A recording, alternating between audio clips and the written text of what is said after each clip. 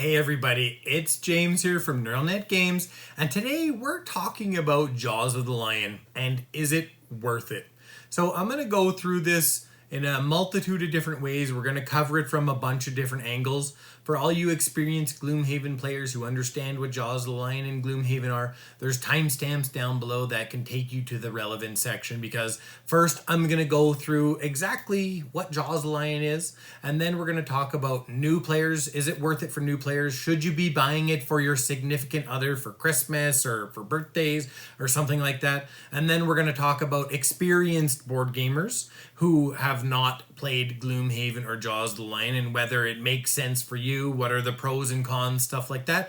And then we're going to talk about original Gloomhaven players and whether or not Jaws of the Lion is going to be good for you and exactly what makes it good versus what makes it not good. Like, for example, Forgotten Circles, even though it's a Gloomhaven expansion, definitely not for some people. And I've actually got a link, I'll put it down in the description, whether Forgotten Circles is worth it and what you actually need to know about it so that you can make a good determination as to whether it's a good fit for you and your group. And that's kind of the point of this video too. Is Jaws of the Lion going to be good for you? Okay, let's get started.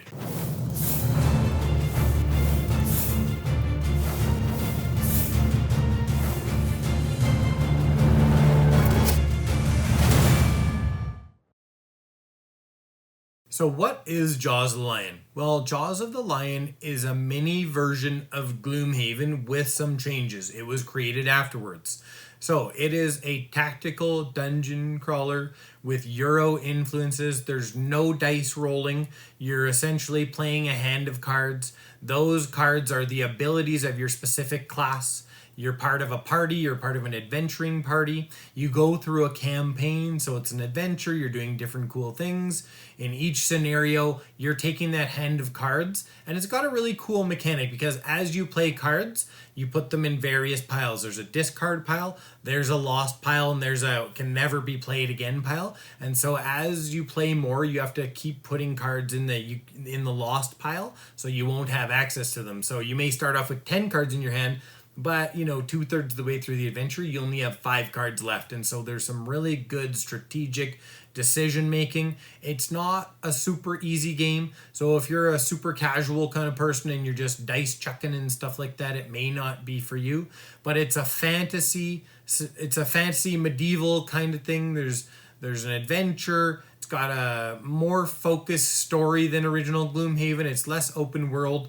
It's got a nice, tight, focused campaign. You take 4 players through that campaign. You level them up. There's items. There's powers. There's, all that good kind of RPG stuff. So we're going to start out next. I'm going to talk about new players. Is this good for new players? People who don't play a lot of board games. People who haven't played original Gloomhaven. Okay, so you're looking at this, you're thinking maybe it's for yourself and you're like, I've heard about this. I kind of feel like getting into board gaming. I'm looking for something fun to do with my friends. So is this a good game for me if, I've mostly played Monopoly and stuff like that? And I'm going to say yes, but with one caveat. You've got to go into this and go, this is probably a little bit more complicated and a little bit more involved than everything I've done. I'm going to go in, I'm going to follow the instructions, and I'm really going to go all in on this because it's a much simpler game than original Gloomhaven and a lot of heavier weight games. They trimmed a lot of stuff from the original Gloomhaven out of this game so that it is more accessible, it is in retail, and that, more people can play it, and it's a little bit more streamlined. So it has fairly low setup time, and it's, quite well laid out. And so I think if you just decided to buy it for somebody, if they've got, even a little bit of experience with something like Dungeons and Dragons or even, some board games, they're going to be just fine. Or if they're the kind of person that can just dive into something and be like, all right, I'm going to learn this. It's not insanely complicated. This is not some super heavyweight game where it's got 8,000 different things you've got to think about. It's reasonably straightforward. And so I think, going in with those mindsets, you're going to be just fine. It's a great gift for Christmas. It's a great gift for birthdays, all that kind of stuff. I've got links down in the description. If you click on one of those links, I make a small commission. I'm a small channel. I need your help. So I'm going to link Gloomhaven and I'm going to link Jaws of the Lion down there. It'll be directly through Amazon and they have it in stock and it's standard pricing, that kind of stuff. Okay, so the next person we're going to talk about is somebody who plays a decent amount of board games. Maybe they play some heavier weight games, stuff like that, but they haven't played original Gloomhaven. And so the weight on this game is 3.56 on Board Game Geek, which is not really that high compared to something like Twilight Imperium, which is a 4.24. It's definitely a lot lower weight than that. But if you've played a lot of other games, a lot of games have less strategy and less tactical, have a less tactical nature. And so if you're just looking for a good old boy, chuck dice, have fun, low risk of losing, that sort of thing, you may struggle a little bit with this. Like, this is going to be definitely harder than something like Descent, Journeys in the Dark, or stuff like that, Chronicles of Drunagor. It's going to be harder than the standard dungeon crawler because there's no dice and there's very low luck in the game. You've got an attack modifier deck, which is, starting out is comprised of 20 cards. There's, a few -1s, there's one -2, like this is to damage, and there's one miss in that deck. So really, you only have a 5% chance of missing in a standard deck. So there's very low luck aspects. I think if you've played other games of reasonable complexity, maybe you've played Spirit Island, you've played, I'm struggling here to think, but like any of these, fairly popular games, Wingspan, if you can play Wingspan, if you can play Scythe, if you can play any of that kind of stuff, you can easily play this game.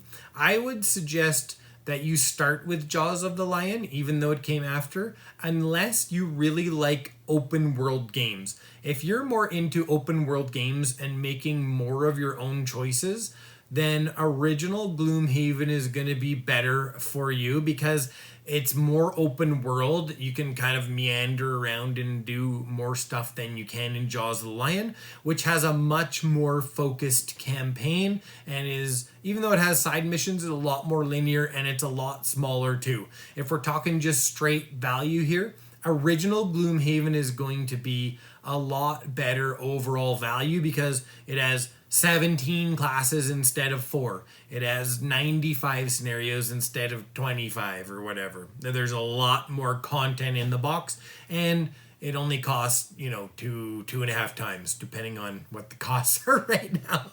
You click the links below and you can go check out the costs. And I just want to let you know, I've started a Patreon.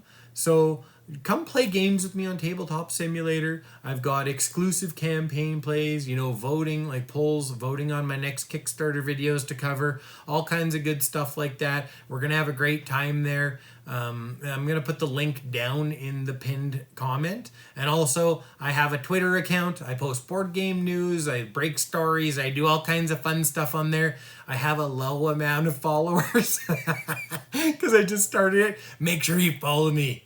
Do it, please. Okay, that's enough. Let's move on to original Gloomhaven players who are thinking, is Jaws the Lion for me? All right, original Gloomhaven players, is Jaws the Lion for you? Of course it is. If you've watched this whole video, I don't think that's going to be a surprise. But I want to bring value to you, so let's talk about some important stuff. Because the mechanics in Jaws of the Lion have been pared down substantially. So, no prosperity, no retirement, no party reputation. Temple donations are gone. And then we've got summoning is gone, retaliate is gone, rolling modifiers, praise the light. Rolling modifiers are gone. They're such a pain. Pain with advantage. I've got other videos on that. And then the last is negative item conditions are gone. I've actually written an in-depth article on the comparison. I go even more into depth in just the differences. And also in that article, I go over how you can port things over, like which stuff from Jaws of the Lion is compatible with original Gloomhaven. So make sure you check it out. If you just go Google, is Jaws of the Lion worth it? That's the best way to get to the article so that you can go and see, you know, how you can get your Jaws of the Lion stuff in original Gloomhaven. I don't think many people are porting classes from original Gloom into Jaws of the Lion just because it's, you know, like I said, it's way more of a focused experience. Although I think you probably can do it. Maybe that's a good idea for me for a future video. Like, how do you get, you know, original Gloomhaven classes in and exactly what you do. But for now, mostly you take from Jaws into regular Gloom. So yeah, it's a more focused experience. It's more pared down, but it still has everything great that is Gloomhaven. I actually think that most of the choices were for the good, for just my personal taste. I know that's going to vary for people, but it is just a great experience. If you love original Gloomhaven, you will love Jaws of the Lion. I am guaranteeing it. It's not like Forgotten Circles, where some people who loved original Gloomhaven played Forgotten Circles and were like, like I said, I've got a video on Forgotten Circles and exactly why it's so polarizing. So some people loved it, some people hated it. It was definitely not a dish that everybody who enjoyed Gloomhaven would want to eat from. Such a weird analogy. You know what I'm saying, though? Forgotten Circles was a Gloomhaven expansion, but it was just, you know, not for everyone. Jaws of the Lion is for everyone. I've talked enough. Hopefully that helps you make your decision. And I just want to say thanks for watching the video, and a big thanks to my subscribers and my patrons. I couldn't do it without you.